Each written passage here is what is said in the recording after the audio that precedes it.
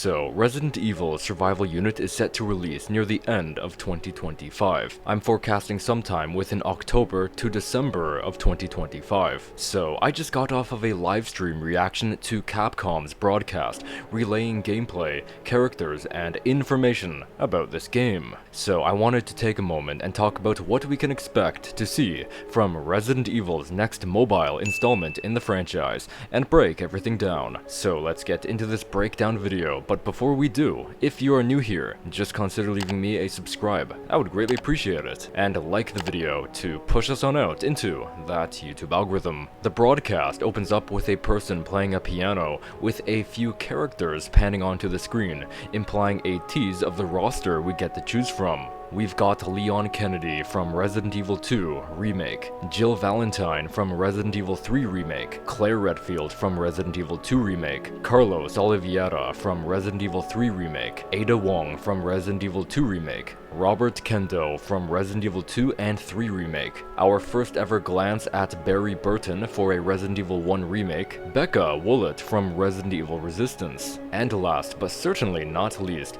Marvin Branagh from Resident Evil 2 Remake. So, the character roster so far is looking quite fair. This was mentioned by Masachika Kawada, the producer of the Resident Evil series over at Capcom. He mentions that one of the focus points when creating Survival Unit was to allow certain characters who didn't have major roles or screen time in the main series now take center stage and become heroes of their own, which we've seen a few characters so far that fit that description so far, like Carlos, Robert, Barry, Becca, and Marvin. Since this was something they put a lot of attention into, I'm really hoping to see more characters like these have an appearance, like Billy Cohen and Rebecca Chambers from Resident Evil 0, Sheva Alomar and Josh Stone from Resident Evil 5, Helena Harper, Pierce Nivens, Jake Wesker, Sherry Birkin, Carla Radames, and Agent from Resident Evil 6. I'm honestly surprised that throughout this broadcast they haven't shown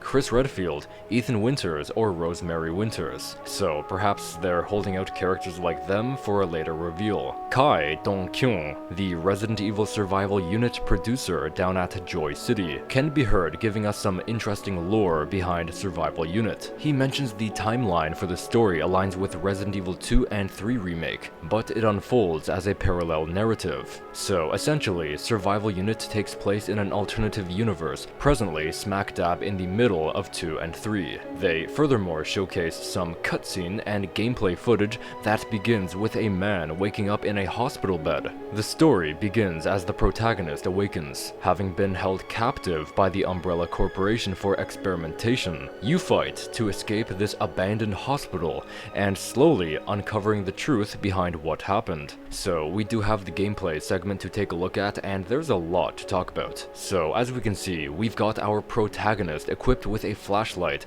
running around these dark and creepy halls. Right here, he is trying to interact with a door, but it's locked and his objective is to find a key. When he continues to search, he runs past this window, and if you look closely, you notice that there is a zombie walking by. I wonder if that zombie can climb through the window. Searching down this connecting hallway, the protagonist locates the key next to some dead bodies. It is here where the objective changes to escape the hospital, find the emergency exit, and we have the return of a mechanic of lifting a cabinet, blocking a path. And speaking of returning, most of you guys may recognize this slow turn of a zombie's head, which is featured as one of the several mentioned Easter eggs. The protagonist is now approaching this front desk area within the hospital in attempts to find a power console part. He stops to read a tabloid newspaper, the story of a cannibal murder. In the early morning hours of September 25th, an urgent voice called the RPD with a report of a man who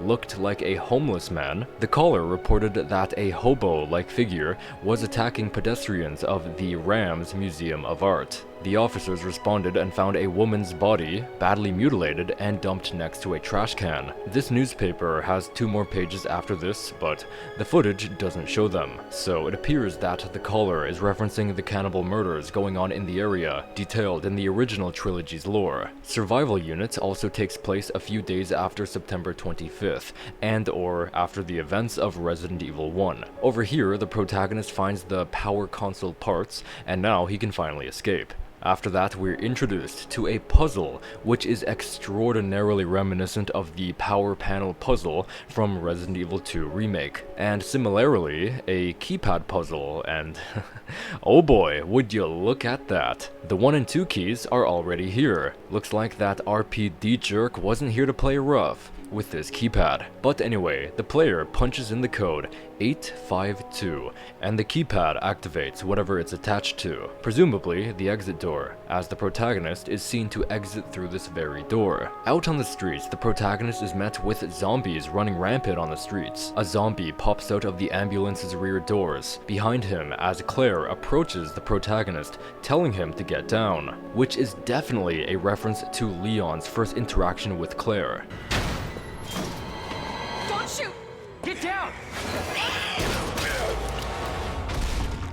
Claire rescues the unarmed protagonist by shooting the zombie, which then transitions to Claire gunning down these zombies by this police car. And if you look above Claire's head, you notice that she has a health bar. So it looks like we've got to be aware because our allies can die if we're not careful. We then see another piece of gameplay. From my understanding, Survival Unit has a main campaign story mode, and I believe we're seeing the beginning at least play out in rapid fire format. And speaking of fire, this is a gameplay segment of Marvin and Claire teaming up battling a horde of zombies, zombie dogs, and lickers. Claire says, "Why are there so many of them?" as Marvin continues, "This is hell." There can be text saying missed above enemies, so it's clear that not every shot can hit. On the ground are many areas like white circles, green areas, and red areas. I believe the white circles dictate where you can have a character stand, and the green and red areas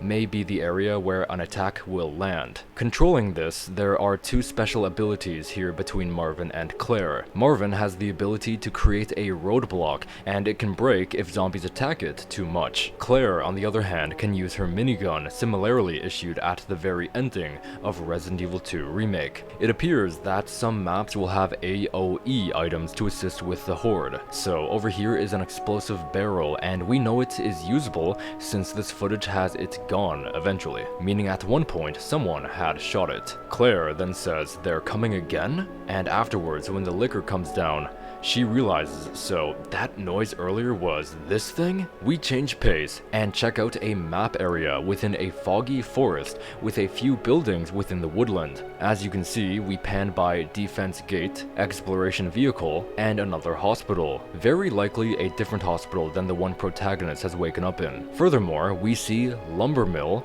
fuel facility, and farm, and if you've noticed, all of these areas have been marked with a number. I'm thinking these numbers may signify waypoints we can spawn at to essentially quick travel to. This mansion marked with number 6 has a few zombies walking around outside of it, and if you look closely, you'd actually notice zombie Brad Vickers situated right here. I never would have thought throwing today's specials at zombies would have gotten a man this far in life. But what do you know, my man's living it up in this creepy mansion. I wonder if it has the same goddamn floor plan as a particular other few. This mansion is seemingly important as we zoom in on it, fading into Claire using a yellow flare gun to signal a helicopter as one lands square on the helipad. It appears that Protagonist has exited that helicopter, reuniting with Claire, who's gotten off of her motorcycle. Here we get to see visual novel style dialogue exchanges between them. Protagonist says,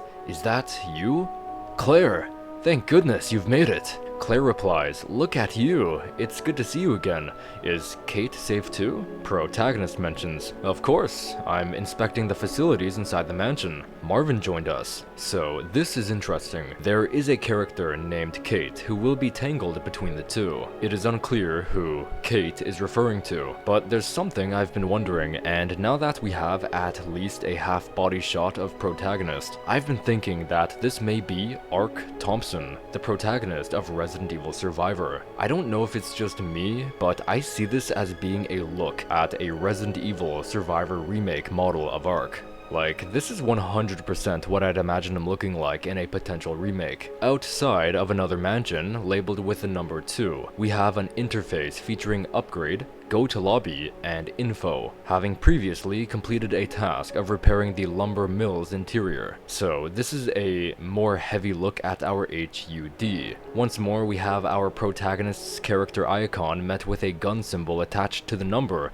4232. It is unclear what this means, whether this is ammo or strength, or even if this is a counter. Up in the right corner, it appears that we have some icons including Nigerian Naira, the currency featured in Resident Evil 5, an icon of wooden planks featured in a Resident Evil 2 remake, as well as diamonds with a count of 700 currently. Swapping inside the mansion, we're met with an interior with various interactable items ranging from a grandfather clock, monitor, typewriter, bookshelves, and bird cages. The player is seen to interact with a few of them, such as the typewriter, now confirming this development footage was captured last month on June 11th, 2025. We are able to save our progress in our current episode, as this is currently episode 1, and there are more slots going down to presumably episode 6 at least. Furthermore, we can interact with the bird cages as featured in Resident Evil 7 Biohazard. Currently, the player has 0 coins,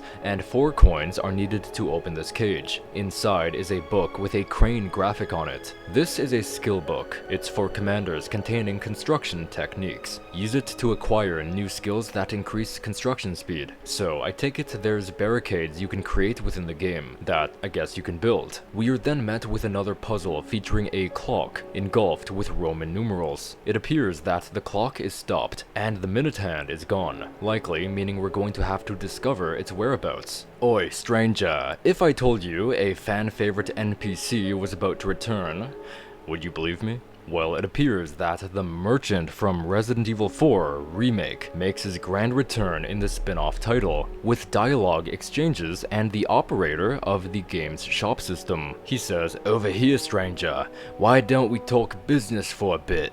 Don't worry, I promise you won't regret it." The protagonist narrates in his mind, "Never seen him before, doesn't look infected, but he's not exactly normal either." He then asks, "Who are you?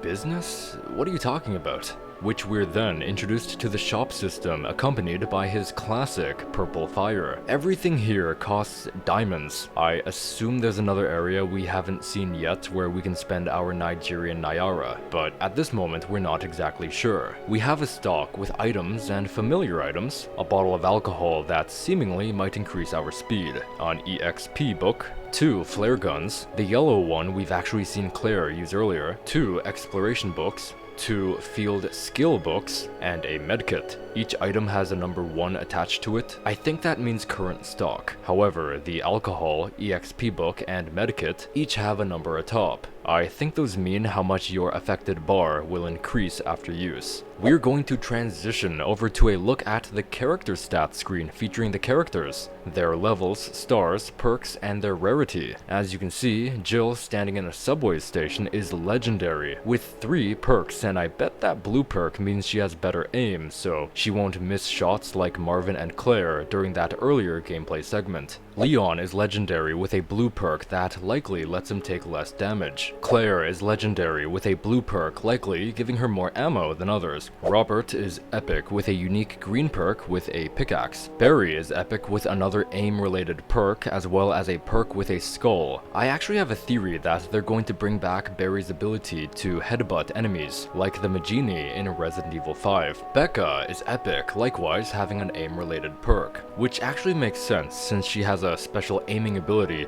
in Resident Evil Resistance. We're about to see a character that wasn't introduced at the beginning, so let's give a warm welcome to Alyssa Ashcroft from Resident Evil Outbreak.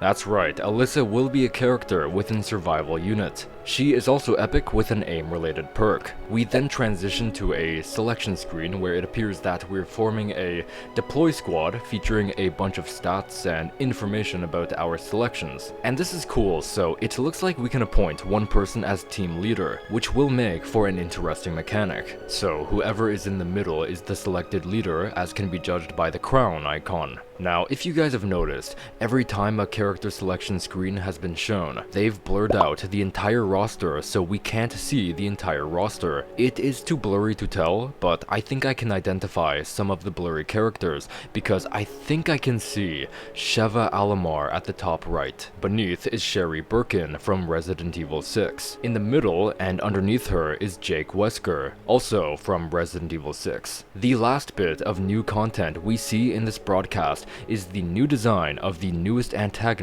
in the Resident Evil world, and that is Mortem, designed by Yoshitaka Amano. We have his concept art as well as his finalized art right here, where it appears that he takes more of a Dracula bat design. You can see he's got bat wings, long white hair, extremely pale skin with a hole in his stomach, with teeth, as his original concept drew more along the lines of a Medusa archetype. So it'll be interesting to learn more about this story to see how Mortem will be involved preying against the survival unit members all around Raccoon City. So anyway, thank you guys so much for watching this video. I hope you did enjoy, and if you did, just consider leaving me a subscribe. I would greatly appreciate it. Don't forget to like the video, comment, tell me what you thought. What are your thoughts about Resident Evil Survival Unit? And does what this broadcast showcase make you more or less hyped for the game? I hope this video helped and was informative enough, so thank you for watching, and I'll see you guys in the next one. Peace.